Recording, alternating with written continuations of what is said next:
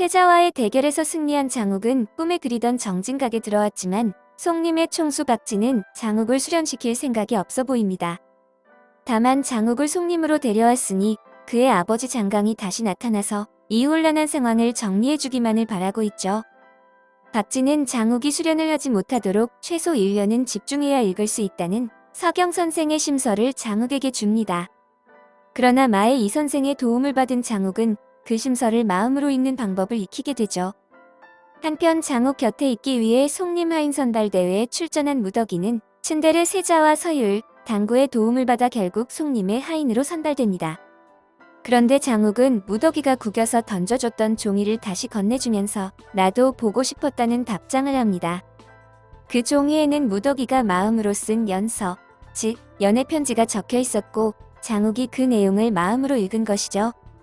그러나 무덕이는 처음부터 장욱과 영원히 함께할 수 없다는 걸 알고 있었죠.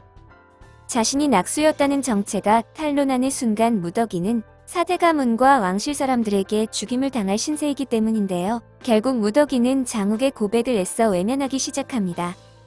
그러나 무덕이의 거절로 마음 상한 장욱이 수련을 거부하자 무덕이는 또 한 번 장욱을 위험한 대결에 몰아넣고 있습니다.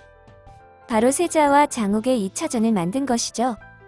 사실 지금이야 세자의 행동이 귀엽고 재밌지만 결국 장욱과 목숨을 걸고 싸우게 될 사람 중 한 명은 세자입니다. 세자는 제왕성을 타고난 왕족이 아닙니다.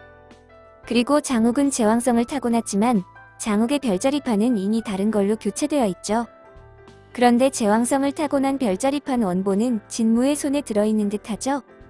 결국 장욱이 위협이 되는 순간에 진무가 세자에게 그 원본 별자리판을 공개하면 결국 세자는 자신이 왕이 되기 위해 장욱을 처리할 수밖에 없습니다. 앞으로도 세자와 장우의 대결은 계속 이어질 듯하네요. 한편 진무는 가짜 진부연을 만들기 위해 소희를 잡아옵니다. 진무는 소희를 진호경에게 데려가 진부연이라 소개할 것으로 보이는데요. 그런데 진짜 진부연이라면 진요원 안의 문을 열 수 있어야 하죠. 이를 뻔히 알고 있을 진무는 어떻게 진호경을 속일 수 있을까요? 아마도 진무는 술법을 통해 진부연의 피를 빼서 복원하고 있는 것으로 보입니다. 진부연은 장강이 봉인한 얼음돌을 꺼내오는데 성공했지만 옆에 있던 진무가 진부연을 바다에 빠뜨려버리고 얼음돌을 차지하는 장면이 있었습니다. 그 과정에서 진무가 술법으로 진부연의 피를 빼냈고 그 피를 잡아온 소희의 몸 안에 넣는다면 진요원의 문을 열 수 있겠죠? 거기에 소희는 무덕이에게서 훔친 진요원의 문양이 새겨진 안대까지 가지고 있으니 진호경을 더 확실하게 속일 수 있겠네요. 과연 소희는 진무의 편에 서서 이 비밀을 끝까지 지킬 수 있을까요? 오늘 준비한 영상은 여기까지고요. 재미있게 시청하셨다면 구독, 좋아요 부탁드립니다. 감사합니다.